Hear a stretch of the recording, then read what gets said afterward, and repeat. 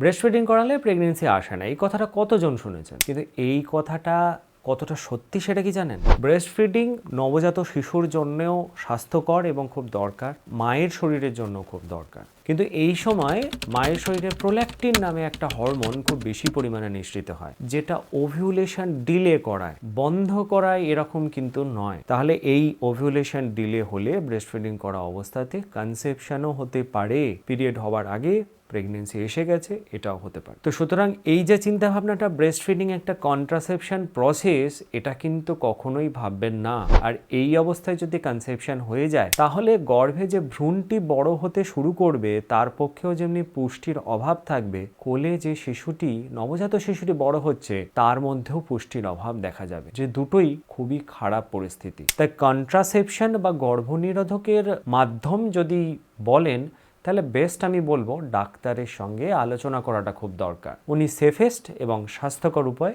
আপনাকে বলে দেবে।